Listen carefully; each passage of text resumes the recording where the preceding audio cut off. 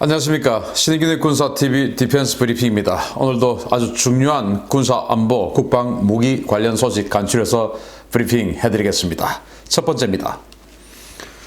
UAE가 요르단에 통 크게 기부한 AMX-56 르클레르 전차 80대 가운데 초도 물량이 요르단에 도착해서 부대 편성과 교육 훈련을 시작했다는 소식입니다.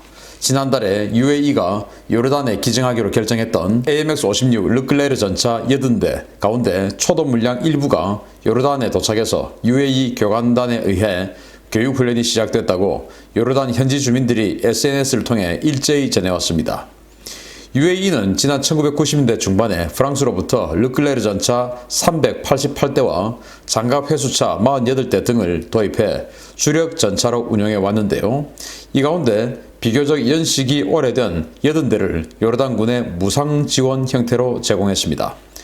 국왕이 이른바 밀리터리 매니아로 유명한 요르단은 현재 치프틴 전차를 개조한 칼리드 전차 300여 대, 챌린저 1 전차를 중고로 구매한 알 후세인 전차 400여 대, 미국제 M60 계열 전차 260여 대를 보유하고 있는데요.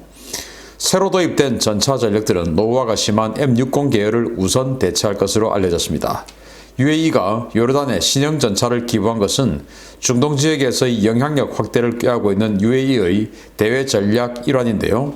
요르단은 UAE에 25만 명의 노동자를 파견해 얻는 외화 수입이 경제를 지탱한다 라는 말이 있을 정도로 UAE에 대한 의존도가 심한 나라로 알려져 있습니다. 요르단은 이번에 인수한 80대의 르클레르 전차로 제3기갑사단의 2개 대대를 현대화시킬 예정인데요. 비록 25년 정도 사용한 전차지만 르클레르 80대를 공짜로 얻은 요르단, 속된 말로 땡 잡았습니다. 바로 이 전차가 르클레르죠. 르클레르, 프랑스 전차인데 바로 3.5세대 전차의 시작이다. 최초의 3.5세대 전차다 라고 일컬어지는 그런 전차입니다. 우리 한국의 K2 흑표 전차가 개발 초창기 때 이 르클레르를 많이 참조했다 라고 알려져 있는데 그것은 뭐 정설은 아니고 어쨌든 그런 가설들이 많이 있었습니다. 어쨌든 뭐 르클레르는 굉장히 성능 좋은 120mm 주포에다가 아주 자동화된 시스템을 갖추고 있는 그런 전차인데 이 요르단군 같은 경우는 좀 작은 국력에다가 그렇지만 전차는 이 중동답게 전차는 또 많이 가져서 한 1000대 정도의 전차를 가지고 있는데 M60 260대를 제외하고 치프틴과 챌린저 이렇게 영국제 전차를 가지고 있었어요. 그런데 이제 이 M60이 너무 노후된 2세대 전차고 하니까 이 M60을 퇴역시키고 뭐 치프틴 전차도 60년대 개발이라서 노후되긴 했지만 그래도 120mm 포고 그리고 이제 챌린저 같은 경우는 과거 이 영국이 팔레비 국왕 시절에 이란에 판매하려고 만들었던 샤 전차 그걸 이제 챌린저 1으로 만들었던 거 아닙니까? 팔레비가 축출되고 못 사갔으니까 그 챌린저 1 이렇게 해서 영국제 전차 120mm 주포를 가진 영국제 전차 한 700여 대를 주력으로 가지고 있었어요. 그런데 어쨌든 뭐 다 노후됐죠. 그런데 이 UAE가 경제력은 너무너무 좋은데 문제는 이 운영할 병력이 없는 UAE 아니겠습니까? 그래서 388대의 이 르클레르 전차를 운영을 하고 있었는데 아마도 운영 병력이 모자라고 하니까 뭐 그렇게 그냥 창고에 있을 바에야 요르단에게 선심 좀 쓰자 뭐 이런 거 아니겠나라고 생각이 되고 이 요르단은 이집트하고 국경을 붙어 있는 그런 국가죠. 그렇지만 친미 국가로 분류되는 국가이기 때문에 이스라엘에서도 이 요르단에 UAE가 탱크를 공짜로 주는 것에 대해서 별로 반응이 없어요. 괜찮다라고 되고 이 UAE가 하고 이스라엘하고 최근에 이제 국교도 정상화하고 이렇게 했지만 F-35를 UAE가 도입하는 데 대해서는 이스라엘이 굉장히 반대를 해서 못하겠죠. 그런데 이 요르단에 탱크를 제공하는 데 대해서는 UAE에게 이스라엘이 아무런 딴지도 걸지 않았습니다. 그건 뭐 옆에 있는 시리아 이런 나라들하고는 이 요르단하고는 완전히 지금 이 대척점에 있는 나라이기 때문에 요르단의 기갑력, 군사력이 강해지면 시리아, 이라크 이런 데가 좀 억제가 되죠. 그래서 그런 차원에서 이제의 차원에서 요르단의 군사력이 강해지는 것을 이스라엘이 용납한 것이 아니냐라고 생각이 되고 아무튼 뭐 공짜로 이런 무기 체계를 받는다라고 하니까 좀 부럽기도 하지만 또 우리 대한민국 입장에서는 이제 공짜로 받을 시기가 훨씬 지났다라는 그런 이 국력을 또 생각해 보면 이 공짜로 무기 받는 거 너무 부러워만 할 필요는 없다라고 생각이 되고 일부 유튜버들이 UAE가 80대를 요르단에 넘겨줬으니까 80대가 부족하니까 우리 K2 흡혈전자를 추가로 살 거야 라고 주장하는 분이 있다고들 하던데 뭐 그러지는 않을 것 같습니다. 왜냐 지금 병력이 모자라서 지금 2년 전차를 처리를 하는 것이기 때문에 그렇습니다. 아무튼 요르단이 땡 잡았다 라는 소식 전해드리고요. 두 번째 소식인데 정말 우려스러운 소식이고 이거 정말 이래서는 안 되는데요. 지난해 8월 대규모 폭발로 잠정 중단되었던 러시아의 핵추진 순항미사일 개발 프로그램이 다시 시작되고 있다는 소식입니다.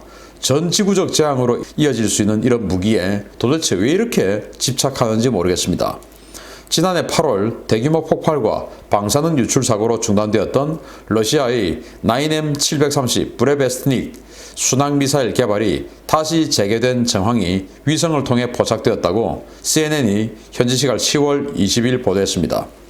CNN은 미들버리 연구소를 인용해서 지난 9월 촬영한 러시아 판코보 지역 위성 사진을 공개하며 현재 이 지역에서의 미사일 실험 움직임이 활발하며 이는 지난해 내려진 실험 중단 조치가 끝났음을 의미하는 것이다 라고 전했습니다. 위성 사진에 따르면 러시아는 이 지역에서 미사일 발사대를 설치하고 이를 지원하기 위한 지원 건물과 컨테이너를 다수 옮겨왔으며 지난 몇 달간 수많은 테스트가 진행된 것으로 확인되었지만 성공 여부는 확인할 수 없다라고 CNN은 전했습니다. 9M730은 지난 2018년 3월 푸틴이 마치 스티브 잡스를 흉내내며 여러 전략 무기를 발표 브리핑할 때 처음 그 존재가 드러났던 핵추진 순항 미사일인데요. 러시아 국방부는 이 미사일의 추진 기관이 소형 원자로이며 원자로를 통해 유입 공기를 가열해서 분사하는 열핵 제트 추진 방식이라고 밝혀 세계 각국을 경악시킨 바 있습니다. 열핵 제트 기관은 거의 무한대에 가까운 사거리를 보장하지만 비행 경로에 방사능 오염 물질을 뿌리고 다니는 비상식적인 무기인데요. 러시아는 조만간 북부 아르헨겔스크 지역에서 이 미사일을 시험 발사할 계획을 가지고 있어서 국제사회가 함께 이를 막아야 한다라는 지적이 제기되고 있습니다.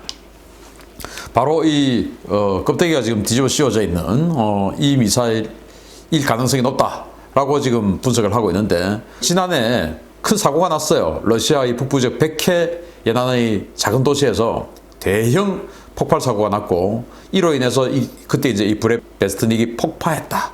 그래서 이제 방사능이 심각하게 유출이 됐다. 이래가지고 뭐 시장하고 이런 사람들은 피신을 가버렸어요. 그래가지고 이제 이 피폭됐다. 라고 했는데 나중에 또 푸틴한테 야단을 맞았는지 그것도 시에서는 다시 그런 적 없다 라고 부인을 했었고 그래서 시민들이 시청 앞에 가서 시위도 하고 진실이 뭐냐 우리 지금 피해야 되는 거 아니냐 맞냐 뭐 이런 식으로 시위도 하고 했었던 적이 있었는데 그때 폭파했다 이겁니다. 그런데 이 미사일이 문제가 되는 건 뭐냐면은 이제 이 공기를 빨아들여서 제트 엔진으로 돌려서 가열시켜서 뱉어내고 그래서 그 뱉어내는 것을 추진력으로 해서 날아가고 이게 제트 엔진 아니겠습니까? 그런데 이건 그 제트 엔진이 아니고 원자로다 이겁니다. 그런데 그 원자로의 노심이 바깥에 노출이 되어 있다 이겁니다. 그래서 공기를 빨아들여서 원자로를 가열시키고 그렇게 해서 이 뜨겁게 가열시키는 이 노심이 노출이 되어 있고 그 가열시킨 이 공기를 바로 뱉어낸다 이겁니다. 그러면은 날아다니면서 이 방사능 완전 오염된 이 공기를 계속 뿌리고 다니는 거 아니겠습니까? 이거는 뭐 하늘을 나르는 체르노빌이죠.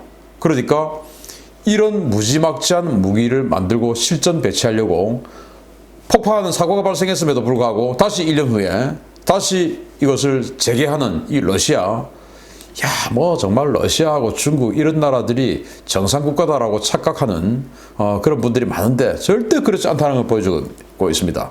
그 처음에 했던 냉전 시대 때 미국도 이 무기를 개발을 했었어요. 프루토 계획이라고 해가지고 이걸 개발했었는데 실험하기 전에 검토를 하다가 실험하기 전에 안 되겠다 이건 너무 비인도적이다 하고는 미국은 폐기를 했습니다. 그런데 지금 60년 후에 이 러시아는 이런 것들을 지금 이 21세기에 만들어내겠다라고 하면서 또 오늘 어제죠. 어제 미국에게 뉴스타트, 그러니까 전략무기 감축협정 핵탄두 동결하는 조건으로 체결하자, 1년 연장하자, 이렇게 또 미국에 제안했어요. 최초의 미국이 러시아에게 핵무기를 동결하는 조건으로 이 전략무기 감축협정 뉴스타트 이거 1년 연장해줄게 라고 했는데 러시아가 거부했습니다. 그리고 자기네들이 뭐 익스칸데르 미사일이다 이 어마어마하게 만들고 최신형 ICBM 다탄도 미사일 또 이 SLBM 이런 거 막 만들었죠. 그리고는 미국에게 뭐라고 하느냐, 핵탄두 숫자를 동결하자 이렇게 이야기합니다. 이 핵무기에는 핵 투발 수단까지도 포함되는 것이거든요. 근데 투발 수단은 지금 이 러시아가 전략무기 감축협정의 종료에 맞춰서 아주 최신형으로 완전히 지금 개발해놨어요.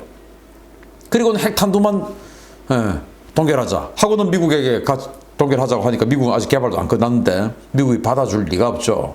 그래서 미국도 아마 그럼 좋다, 탄두 동결하자 하고는 미국 어마어마하게 강력한 핵무기를 개발하든지 아니면 아예 그냥 무시하고 필요 없다 그냥 무한 경쟁으로 돌입하자 라고 할 수도 있습니다.